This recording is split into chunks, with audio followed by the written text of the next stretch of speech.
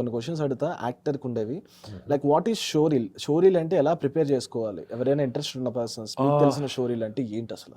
Yes, నేను నా personal showreel అన్నప్పుడు నేను చేసిన డిఫరెంట్ ప్రాజెక్ట్స్, ఏదైనా ఒక సినిమా అయినా లేదంటే వెబ్ సిరీస్ అయినా యాడ్స్ అయినా దాంట్లో యూజ్ చేసే లాంగ్వేజ్, ఇప్పుడు హిందీలో ఒక హిందీ యాడ్ ఏదైనా చేస్తుంటా, తెలుగు షోరీలు ఏదైనా మూవీ ఏదైనా చేస్తుంటా.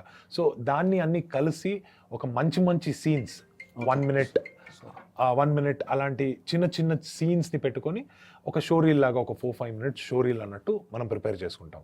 అదే మనము కొత్తగా వస్తున్నాము ఇండస్ట్రీకి, ట్రై చేస్తున్నాము అన్నప్పుడు we'll have to do some auditions ourselves. అంటే వేరే వేరే వేరియేషన్లో, ఇప్పుడు నవరసాలు అంటారు కదా, అలాంటి కొన్ని రసాలు ఏదైనా తీసుకొని, బాధ అనేది లేదంటే యాంగర్, ఇలాంటి ఒక 2-3 సీక్వెన్సెస్ని తీసుకొని. మీరు ఆడిషన్ ప్రిపేర్ చేసుకున్నారంటే? ఓ ఎస్, ఇనీషియలీ నేను వరుణ్ తేజ్ గారిది గద్దెలకొండ గణేష్ సినిమా వచ్చింది కదా, ఆ ఫస్ట్ సీన్, ఇంట్రొడక్షన్ సీన్ ఒకటి ఉంది, దాన్ని నేను ఫస్ట్ పెట్టిన తెలుగు ఆడిషన్స్కి పెట్టినప్పుడు. తెలుగు వస్తుంది, తెలుగు నేర్చుకున్నా అనే ఒక రీజన్ కోసం ఆ వీడియోస్ని నేను పెట్టేవాడిని ముందు. సో ఆ తర్వాత ఒక 2-3 సినిమాస్ అయిన తర్వాత I started using those videos for the showreel.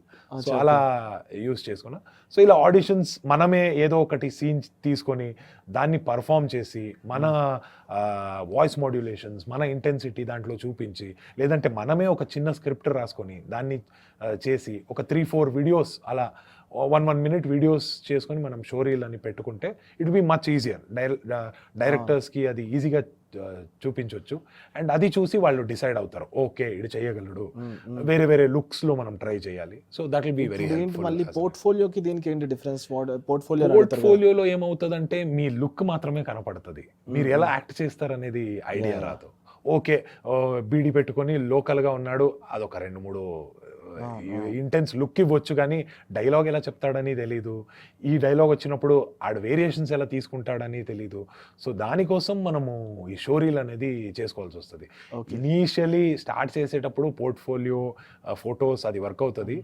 When you want some bigger roles, పెద్ద పెద్ద క్యారెక్టర్స్ కావాలి అన్నప్పుడు షోరీల్స్తో వెళ్తే it is much better. Okay. So and directors కూడా ఇప్పుడు అడిగేవి మచ్ మోర్ షోరీల్స్ గురించి అడుగుతారు కదా. ఎస్, ఈ రీల్స్ అండ్ టిక్టాక్స్ కాకుండా మీరే మీ వాయిస్లో చేసినది వాళ్ళు ఎక్స్పెక్ట్ చేస్తారు. అప్పుడు వాళ్ళు కూడా ఆ ఇంటెన్సిటీ చూడొచ్చు, మనకు కావాల్సిన ఆ క్యారెక్టర్కి ఏం కావాలో ఇది చేయగలడా అని చూస్తారు. సో ఆ ఒక క్లారిటీ దొరుకుతుంది అనే ఒక రీజన్.